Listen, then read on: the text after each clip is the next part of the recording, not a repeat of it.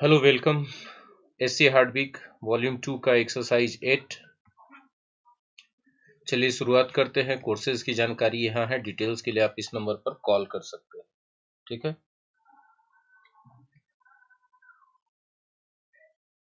Facebook, YouTube channel का link, Telegram का link, PDF के लिए। हमारा पहला वर्ड है बिकित। बिकित का मतलब होता है वसीयत में किसी के लिए कुछ छोड़ देना, विरासत के रूप में। जैसे एग्जाम्पल के तौर पे लिखा गया ring bequeathed to her. Bequeathed to somebody का मतलब होता है उस आदमी के लिए छोड़ा गया, तो उसके लिए एक अंगूठी छोड़ी गई। किसने छोड़ा भाई? हर ग्रैंड मदर। ठीक है। एक और एग्जाम्पल, हर फादर बिकित्ड हर। उसके पिताजी ने उसके लिए छोड़ा, क्या छोड़ा? द फैमिली फॉर्च्यून, पूरे परिवार का जो प्रॉपर्टी था। इन हिज विल, अपने वसीयत में लिख दिया कि पापा ने, मेरी बेटी को ही मिल जाएगा सारा वसीयत। पिकासो बहुत बड़े चित्रकार थे, मूर्तिकार थे। तो Picasso bequeathed most of his paintings and sculptures to Spain and France. तो आप जब बिकित करते हैं तो समथिंग को बिकित करते हैं विरासत के रूप में, टू समबडी, समबडी के लिए छोड़ के जाते हैं। या फिर आप बोल सकते हैं कि बिकित किए तो समबडी के लिए बिकित किए, समथिंग को बिकित कर दिए। ठीक है। ठीक है। तो लीव छोड़ के जाना, या विल विरासत में लिख के जाना, ये होगा। हैंड डाउन, विरासत में हम लोग अगले जनरेशन को कोई सूचना, कोई जानकारी, संस्कार वगैरह भी देके जाते हैं, तो वो भी हम लोग बिकित करके जाते हैं अगले जनरेशन को। चले नेक्स्ट वर्ड की ओर। हमारा नेक्स्ट वर्ड है ब्लैंड। ब्लैंड क्या है भाई? तो ब्लैंड एक एडजेक्टिव है। ब्लैंड का मतलब होता है नीरस। नीरस मतलब बेस्वादु। ठीक है। जो डल है, फ्लेवरलेस है, प्लेन है, टेस्टलेस है। ठीक है। वो सब चीजें ब्लैंड है, या फिर बोरिंग है। ठीक है। जैसे यदि चिकन के बारे में बोला जा रहा है, find chicken a little bland, तो उसमें स्वाद बहुत अच्छा नहीं आ रहा था। Pop music this days is so bland, मतलब सो बोरिंग हो गया पॉप म्यूजिक अब। This sauce has a sharp taste. इस सॉस का टेस्ट शार्प है, it's not bland at all. ठीक है। हमारा नेक्स्ट वर्ड है कैंडोर। कैंडोर ये नाउन है। कैंडोर का मतलब होता है स्पष्टवादिता। ठीक है। निष्कपटता, तो ऑनेस्टी आप बोल सकते हैं, सिंसेरिटी बोल सकते हैं। इन सब का मतलब होता है ईमानदारी। ठीक है। जैसे example, we really don't know what to do about it, she said with surprising candour. बहुत ही ईमानदारी और स्पष्टवादिता के साथ उसने स्वीकार कर लिया, उसने कह दिया कि हम लोग को पता ही नहीं है कि हम लोग इसमें करें तो क्या करें। ठीक है। डेब्री। डेब्री का मतलब होता है मलबा। मलबा तो आप समझते हैं, कोई चीज टूट फूट जाए, कचरा के रूप में गिर जाए उसका। जैसे कोई हवाई जहाज दुर्घटना हो गया, या फिर कोई बिल्डिंग टूट के गिर गया, तो उसका मलबा होता है ना। Debris from the aircraft. ठीक है। Debris from the damage trees, debris from the houses and buildings. ठीक है। तो कोई मकान, बिल्डिंग, पेड़, कोई कंस्ट्रक्शन, कोई हवाई जहाज, ये सब जब डैमेज्ड हो जाते हैं तो उनका जो यूजलेस टुकड़ा गिर जाता है वही डेब्री कहलाता है। ठीक है। चलिए, इसका साइनोनिम्स के रूप में डेब्रिटस। हमारा नेक्स्ट वर्ड है डिवॉइड। डिवॉइड एक एडजेक्टिव है। डिवॉइड का मतलब होता है लैकिंग। ठीक है। जैसे यदि हम किसी आदमी के बारे में बोल रहे हैं कि he is devoid of hope, मतलब उसके मन में कोई उम्मीद नहीं बचा है। यदि किसी आदमी के बारे में बोलते हैं डिवॉइड ऑफ एम्बिशन, इसका मतलब उसके मन में कोई महत्वाकांक्षा नहीं है। यदि किसी के बारे में बोले कि ही और she is devoid of imagination, तो उसमें कोई कल्पना शक्ति नहीं है। ठीक है। अगर हम बोलते हैं कि किसी का अपार्टमेंट या house is devoid of all comforts, मतलब उसके घर में सुख सुविधा का कोई सामान नहीं है। ठीक है। He seems to be devoid of compassion, मतलब ऐसा लगता है कि उसके मन में कोई करुणा, दया नहीं है।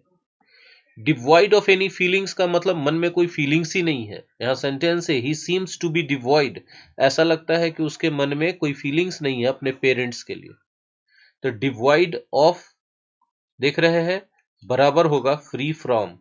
या बराबर होगा लैकिंग, ये सब साइनोनिम्स है। ठीक है। He seems to be devoid of feelings मतलब he lacks feelings. Next word है एनकम्बर्ड, बहुत अच्छा वर्ड है, एनकम्बर्ड एडजेक्टिव है। ठीक है। यदि कोई आदमी एनकम्बर्ड है तो इसका मतलब है वो रेस्ट्रिक्टेड है, प्रिवेंटेड है, कि वो तरक्की नहीं कर पा रहा। क्यों भाई? तो उस पर बहुत सारा जिम्मेवारी है, उसमें बहुत सारा काम है, उसके कर्तव्य हैं, जिसके कारण वो आगे नहीं बढ़ पा रहा। जैसे एक एग्जाम्पल है, she was encumbered by concern over husband's death health. ठीक है। उसके हस्बैंड का हेल्थ बहुत खराब रहता है, इस बात का चिंता उसके दिमाग में रहता है, इसलिए वो अपना काम नहीं कर पा रही, आगे नहीं बढ़ पा रही। यदि किसी प्रॉपर्टी के बारे में आप कम्बर्ड बोल रहे हैं तो इसका मतलब वो प्रॉपर्टी गिरवी रखा हुआ है, या उस पर कोई प्रॉपर्टी पर चार्ज लगा हुआ है जिसको आप सेल नहीं कर सकते हैं, किसी के नाम पे दे नहीं सकते हैं, रेंट नहीं लगा सकते हैं। ठीक है। यदि कोई पर्सन के बारे में या किसी ऑर्गेनाइजेशन के बारे में आप बोल रहे हैं कि एनकम्बर्ड है, तो इसका मतलब है कि उसके ऊपर कर्जा है, या किसी भी कारण से वो चीजें जो करना चाह रहा है वो नहीं कर पा रहा। जैसे the firm is encumbered by debt, कि ये जो ऑर्गेनाइजेशन है, फर्म है, वो कर्ज के नीचे दबा हुआ है। Online stores are not encumbered with overheads of high street stores. ठीक है। ऑनलाइन स्टोर्स पर कोई असर नहीं पड़ता, एनकम्बर्ड नहीं होते हैं हाई स्ट्रीट स्टोर्स के कारण। नेक्स्ट वर्ड है एग्जैक्टिंग। यदि कोई काम एग्जैक्टिंग है तो इसका मतलब वो बहुत डिफिकल्ट है, उसमें बहुत ज्यादा मेहनत लगेगा, बहुत सावधानी और ध्यान देके करने की उसको जरूरत है। आप इसको बोल सकते हैं बर्डन, ट्रबलसम, डिफिकल्ट, आर्ड्यूअस, ये सब इसके सिनोनिम्स होंगे। ठीक है। एग्जैक्टिंग वर्क, एग्जैक्टिंग ट्रेनिंग शेड्यूल। यदि किसी का ट्रेनिंग शेड्यूल एग्जैक्टिंग है, इसका मतलब बहुत ज्यादा बिजी है और बहुत माइन्यूटली हर एक ट्रेनिंग के पहलू पर ध्यान देना पड़ता है। एग्जैक्टिंग स्टैंडर्ड्स है तो उन स्टैंडर्ड्स को मीट कर पाना अपने आप में बहुत बड़ा चैलेंज है। जैसे एग्जाम्पल के तौर पे है, all are aircraft meet exacting safety standards. हमारे जितने भी हवाई जहाज हैं वो जो कठोर से कठोर सेफ्टी स्टैंडर्ड्स हैं उनको पूरा करते हैं। ठीक है।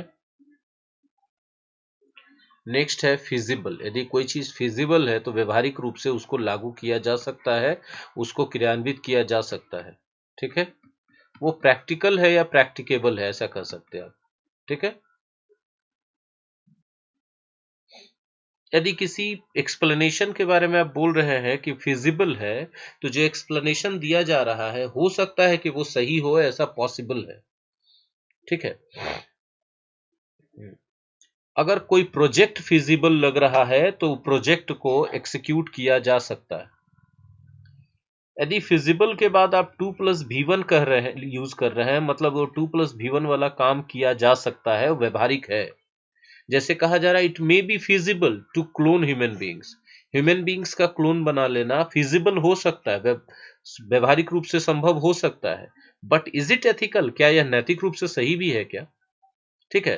तो यानी कोई चीज अभी हम लोग देख पा रहे हैं कि फिजिबल है तो प्रैक्टिकेबल है, वो वाइबल है, और वो वर्केबल है। ठीक है। चलिए आगे बढ़ते हैं। नेक्स्ट वर्ड है फोर्सफुल। ठीक है। फोर्सफुल है तो वो प्रभावशाली है। फोर्सफुल पर्सनैलिटी है किसी का तो काफी दबंग वाला प्रभाव व्यक्तित्व है। ठीक है। शक्तिशाली व्यक्तित्व है, प्रभावशाली व्यक्तित्व है। यदि फोर्सफुल अटैक किया गया है तो पूरे ताकत से अटैक किया गया है। ठीक है। फोर्सफुल से मिलता जुलता नेक्स्ट वर्ड है फोर्सिबल। ये भी एडजेक्टिव है। फोर्सिबल दिखाता है बलपूर्वक यदि कोई चीज किया गया है तो फोर्सिबली किया गया है। एक्चुअली फोर्सिबल एडजेक्टिव है लेकिन ज्यादा इसका एडवर्ब फॉर्म फोर्सिबली यूज किया जाता है। The police entered the building forcibly. The police entered the building forcibly. Police जो है जबरदस्ती, बलपूर्वक बिल्डिंग में घुस गई। अब यहां पर तो फोर्सिबली हमने एडवर्ब के रूप में यूज कर दिया, लेकिन अगर इसी सेंटेंस को फोर्सिबल का यूज करके बनाएंगे तो लिखेंगे the police made a forcible entry, क्योंकि एंट्री नाउन है इसलिए यहां एडजेक्टिव का यूज किया गया, इनटू द बिल्डिंग। क्लियर है? फोर्सिबल को आप बोल सकते हैं बाय फोर्स, जबरदस्ती, है ना, जबरदस्ती घुस गई बिल्डिंग में। इम्पोवेरिस, इम्पोवेरिस का मतलब होता है गरीब बना देना, पुअर से बना पोवर्टी और उसी से बना इम्पोवेरिस। ठीक है, यदि किसी को गरीब बना देते हैं या फिर उसके गुणवत्ता को, उसके क्वालिटी को कम कर देते हैं तो भी इम्पोवेरिस करते हैं। जैसे the new farmers bill is likely to impoverish the farmers. ठीक है, ही वॉज मेड टू पे ए रुइनस फाइन, उसको एक जबरदस्त फाइन जमा करना पड़ा, बहुत कठोर, बहुत हैवी फाइन जमा करना पड़ा, जुर्माना जमा करना पड़ा, दैट इम्पोवेरिस्ड हिज फैमिली, जो उसके परिवार को और गरीब बना दिया। ठीक है, यहाँ एक सेंटेंस बड़ा अच्छा है, excessive farming had impoverished the soil, बहुत ज्यादा खेती करने से मिट्टी खराब हो गई है। खराब होने का मतलब उसकी उर्वरा शक्ति कमजोर पड़ गई। ठीक है, चलिए नेक्स्ट वर्ड है हमारा लैंग्विड। लैंग्विड मतलब not with a lot of energy, not with a lot of enthusiasm. यदि किसी का डिमीनर या बिहेवियर लैंग्विड है तो बड़ा ठंडा व्यवहार है। ठीक है, बड़ा अनमना सा व्यवहार है, बहुत गर्मजोशी नहीं है उसके व्यवहार में। ठीक है, इसके साइनोनिम्स के रूप में आप रिलैक्स्ड बोल सकते हैं, लेथार्जिक बोल सकते हैं, लिस्टलेस स्लो बोल सकते हैं, torpid, sluggish, lazy, idle, slothful, indolent, inactive, ये सब। जाहिर सी बात है अपोजिट होगा तो फुल ऑफ एनर्जी, एनर्जेटिक होगा, एक्टिव होगा, विगरस होगा। ठीक है, हाँ, यदि कोई थकान और बीमारी के कारण भी, ठीक है, कमजोर पड़ रहा है तो वो भी क्या है, लैंग्विड है। शी लुक्ड लैंग्विड, मतलब वह बहुत ही थकी थकी सी, बहुत कमजोर सी दिख रही थी। अब थकी थकी सी दिख रही है तो वीक दिख रही है, फेंट दिख रही है, सिकली, बीमार जैसी दिख रही है, फ्रेल है, डेलिकेट है, डेबिलिटेटेड है, ये सब इसके साइनोनिम्स हो जाएंगे कमजोर या बीमार के सेंस में। ठीक है, नेक्स्ट वर्ड है हमारा पॉपुलेस। ठीक है, नाउन है। ठीक है, पॉपुलेस का मतलब होता है कॉमन पीपल, आम जनता, कॉमन मासेस। ठीक है, आम जनता। ठीक है, लोकल पॉपुलेस आम जनता, जनरल पॉपुलेस, लोकल पॉपुलेस अस्थाई जनता, जनरल पॉपुलेस सामान्य जनता। ठीक है, एक एग्जांपल है, some studies show that workers in the nuclear industry are more likely than general populace to get cancer. एक अध्ययन से यह पता चलता है कि न्यूक्लियर इंडस्ट्री में काम करने वाले मजदूर सामान्य जनता के बनस्पत ज्यादा संभावना होता है कि वो कैंसर से पीड़ित हो जाए। नेक्स्ट वर्ड है पॉपुलस। पॉपुलस मतलब घनी आबादी वाला, जैसे China is the world's most populous country. Densely populated, thickly populated, ये सब बोल सकते हैं आप इसकी जगह पर। ठीक है, नेक्स्ट वर्ड है प्रिल्यूड। बहुत इजी वर्ड है, आपने बहुत सारे गानों में सुना होगा, गाना स्टार्ट होने से पहले कोई म्यूजिक बजता है, ट्यून बजता है, तो जो थोड़ा देर के लिए, शॉर्ट टाइम के लिए वो जो म्यूजिक या ट्यून बजता है वही उस गाने का प्रिल्यूड है। ठीक है,